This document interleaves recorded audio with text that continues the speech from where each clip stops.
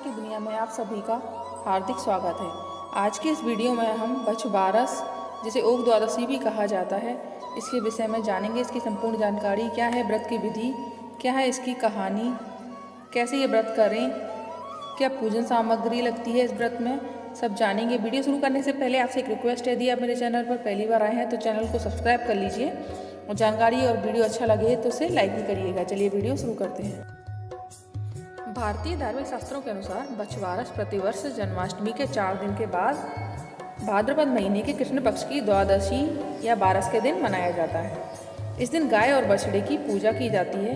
बछवारस को गौवत्स द्वादशी और बछदुआ भी कहते हैं। बछ यानी बछड़ा, गाय के छोटे बच्चे को कहते हैं, और गौवत्स का मतलब भी गाय का बच्चा ही होता है। इस दिन को मनाने का उद्देश्य गाय व बछड़े का महत्व समझाना है।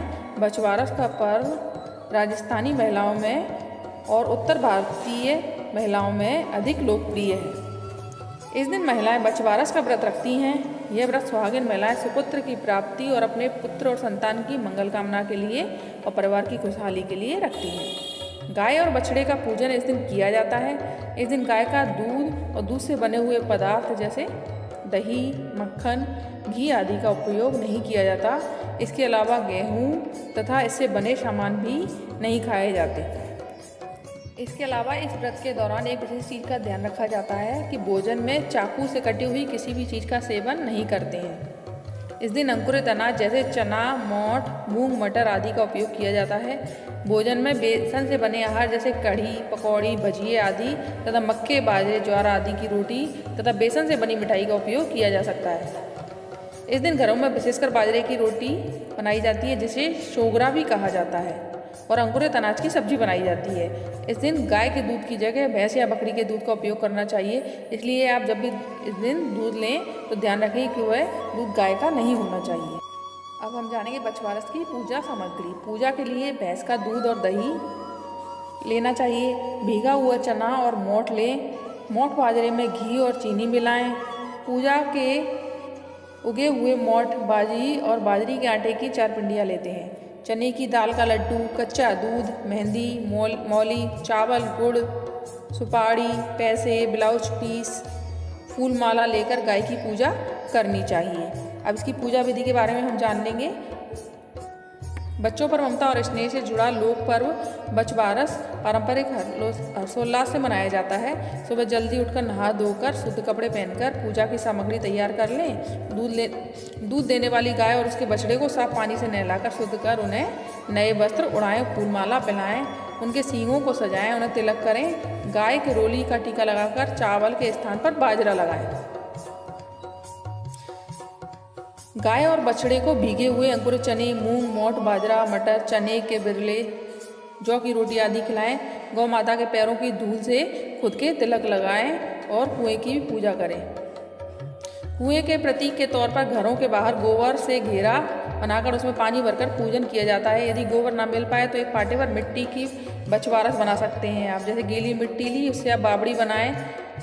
गैया और बच्चा आपके पास नहीं है तो आप किसी और के यहाँ बंधे हुए हैं तो उनकी जाकर पूजा कर सकते हैं। और यदि वहाँ पर भी जाना संभव नहीं हो तो आप गीली मिट्टी से गाय और बच्चे की आकृति जैसा बनाकर उसकी भी पूजा इस दिन कर सकते हैं। तो आपने जो बावड़ी बनाई है उसको थोड़ा दूध, दही, पानी से भर देते हैं। फिर सब चीज़ें चढ़ाकर पूजा करते हैं। इसके बाद दक्षिणा चढ़ाते हैं और स्वयं को तिलक लगाते हैं। घर में सभी उम्र के बच्चों को आओ रे मारा हंसराज बछराज कहकर पूजन स्थान पर आमंत्रित करते हैं। पूजन के समय बच्चे भी माँ का पल्लू उठाकर चरण स्पर्श कर आशीर्वाद प्राप्त करते हैं। इस प्रकार गाय और बछड़े की पूजा करने के बाद महिलाएं अपने पुत्र के तिलक लगाकर, अपने बच्चों के तिलक लगाकर उसे लड्डू खिलाने के बाद नारियल देकर उसकी लंबी आयु और कुशलता की कामना करते हुए उन्हें आशीर्वाद देती हैं। जैसा कि मैंने बताया, यदि आपके खुद के घर में गाय नहीं है तो दूसरों के यहाँ गाय और बछड़े की पूजा की जा सकती है, और संभव ना हो तो मिट्टी की भी बनाकर पूजा की जा सकती है। कुछ लोग सुबह आटे से गाय और बछड़े की आकृति बनाकर भी पूजा इसकी करते हैं। बछवारस के चित्र की भी पूजा कर सकते हैं। गाय और बच्चे की यदि चित्र है या तस्वीर है आपके पास तो उससे भी आप पूजा कर सकते हैं। शाम को गाय को चारा खाकर वापस आती हैं, तब उनका पूजन धूप दीप चंदन नैवेद्य आदि से करते हैं। इसके बाद हम क्या करना चाहिए, बछवारस की कहानी हाथ में मोठ और बाजरे के दाने लेकर सुनना चाहिए। अब हम बछवारस की कहानी सुनेंगे। कई साल पुरानी बात है, पहले एक साहूकार था। उसके 7 बेटे और कई पोते थे। एक बार गांव में भीषण अकाल पड़ा। साहूकार ने गांव में एक तालाब बनवाया, लेकिन उसमें कई साल तक पानी नहीं आया।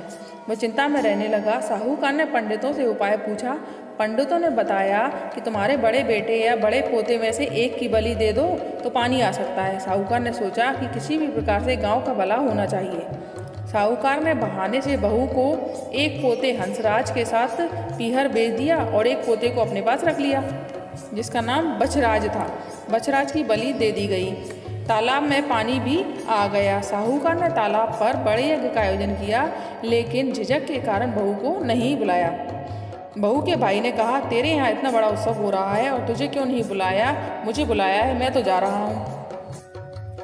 बहू बोली, बहुत से काम होते हैं इसलिए भूल गए होंगे। अपने घर जाने में कैसी शर्म, मैं भी तुम्हारे साथ चलती हूँ। घर पहुँची तो सास ससुर डरने लगे कि बहू को क्या जवाब देंगे। फिर भी सास बोली, बहू चलो बछवारस की पूजा करने तालाब पर चलें। दोनों ने जाकर पूजा की। सास बोली, बहू तालाब के किनारे कसुम्भल से खंडित करो। बहू बोली, मेरे तो हंसराज और बछराज हैं, मैं खंडित क्यों करूं? सास बोली, जैसा मैं कहूं वैसा करो। बहू ने सास की बात मानते हुए किनार खंडित की और कहा, आओ मेरे हंसराज बछराज लड्डू उठाओ।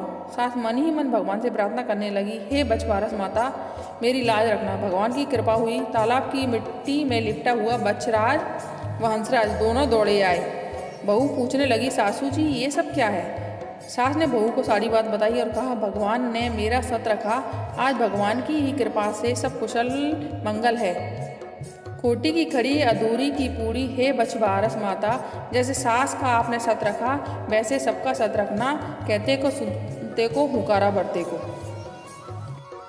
ये थी बछवारस की कहानी नंबर 1। इसकी और भी कहानी है, वह हम आगे आने वाले वीडियोस में सुनेंगे। उम्मीद है आपको ये वीडियो और कहानी अच्छी लगी होगी, तो वीडियो को लाइक करना बिल्कुल मत भूलिएगा। जय श्री कृष्ण, राधे राधे। ठाकुर जी की और बछवारस माता की कृपा आप सभी पर और आपके परिवार पर सदैव बनी रहे। धन्यवाद।